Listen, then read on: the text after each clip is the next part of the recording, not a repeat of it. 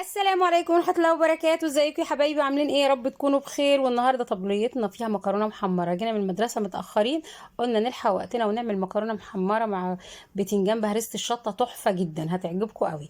ومقاديرنا النهارده عبارة عن مكرونة، بصل، فلفل، ملح، كمون، كزبرة، بهارات سبعة، رشة فلفل، توم، طماطم، بتنجان هرسة الشطة بتوم بليمون بكمون. وفي حلة فيها على النار فيها مادة دهنية، وهنضيف المكرونة وهنحمرها كويس جدا. نفضل نقلب فيها لغاية ما نوصل لدرجة التحمير المناسبة اللي تبقى بالنسبة لينا. ونصلي على الحبيب قلبك يطيب. اللهم صل وسلم وبارك على سيدنا محمد وعلى آله وصحبه أجمعين. وهنضيف البصل وهنديله تشويحة كويسة جدا. ودرجة التحمير زي ما قلنا زي ما نحب، سواء غامقة فاتحة زي ما كل واحد فينا بيحبها. ونضيف لها الفلفل، قرنين فلفل اخضر، دول حراقين. حابين تلغوهم مفيش مشكله، حابينها سبايسي تمام. ونحط فص توم ونفضل نديهم تقليبه برضو عشان التوم يعمل ريحه في المكرونه وبيديها طعم. بجد تحفه تحفه تحفه.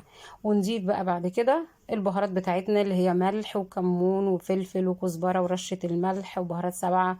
ونحط مكعب دجاج، ولو في عندنا شوربه نقدر نستغنى عن مكعب الدجاج.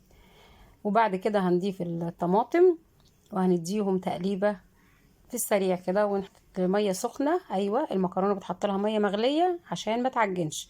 لو ضفنا مية باردة هتعجن. ومقادير المية قد مقادير المكرونة. ودي مكرونة صغيرة للتحمير.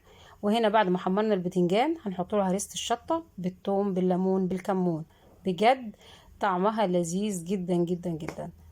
ونصلي على الحبيب قلبك يطيب. واللهم صل وسلم وبارك عليك يا سيدي يا رسول الله وعلى آله وصحبه أجمعين. وما تنسوناش في الكومنتات والتعليقات. ويا رب بألف صحة وهنا على قلوبكم. والسلام عليكم ورحمة الله وبركاته.